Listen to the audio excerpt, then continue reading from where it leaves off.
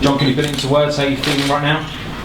A bit drunk. I think I've got about half a bottle of champagne down me pretty quickly.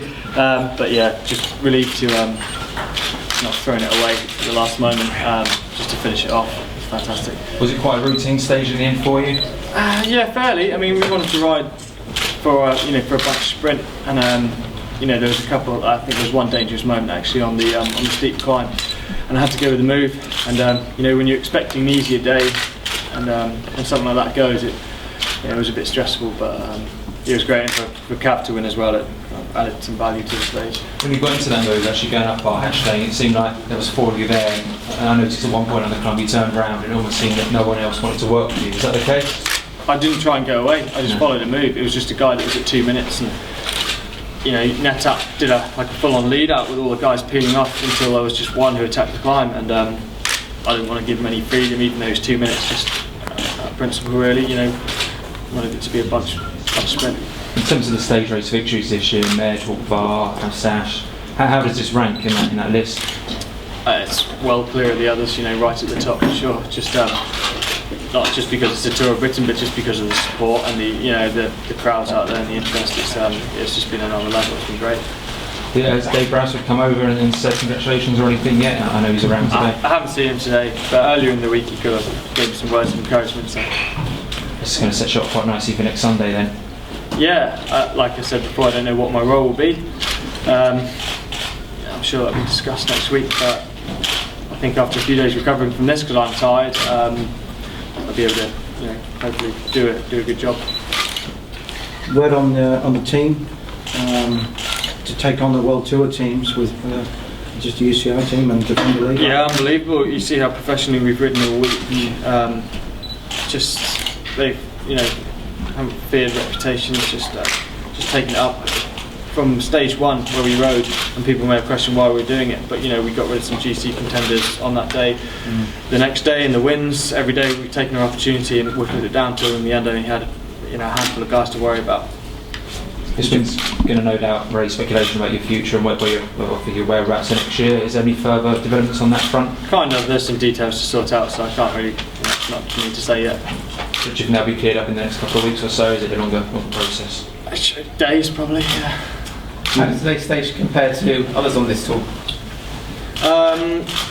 It was, like I said, pretty straightforward. I mean, it was just rolling. We had that one steep climb, which the race blew apart for a minute, but it came back together. It was a really fast run in Sky, just going flat out, and we had a couple of my teammates doing it as well. So, but being close to London, I guess the final stage, and on the weekend the crowds were unreal. Just coming through Guildford with 100 and something kilometres to go, and it was like a finish of a race. Really, the crowd was like 10 people, whatever they were. It was amazing. And it's apparently stated that this is going to be a stage in the next tour next year. How do you feel about that?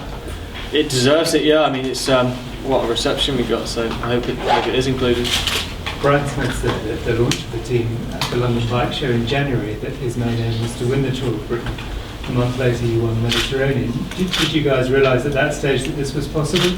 We didn't know the route, and lots of things can change, as we saw in the season. I got sick at one point, just came back from that, got injured, so you never know. But towards the end of the season, the last 2-3 months has been my goal to build towards it, and the form's been good. We started to believe in it, and we had a training camp, and all the guys backed me, and it paid off. It's been another instalment in the British sporting summer of success. How does that feel to be sort of part of that one? It's great to contribute to that at the end of it. It's a week away from the end of my season, so it's great personally to cap it off like that. For the team, it's the biggest thing we've done, and just like I said, to add to that success, it's great to be a part of it.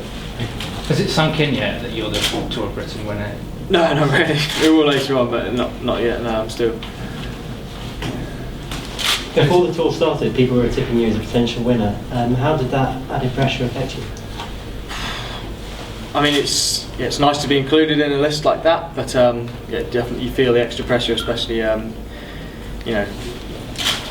going into the stages which aren't going to suit you, like the first 4 stages. All I could have got out of those is losing time. I'm not going to gain anything from those, so those are a bit stressful. Just trying to stay at the front, not lose time in the bunch sprints, and not crash or anything. So it was added pressure, but we coped with it.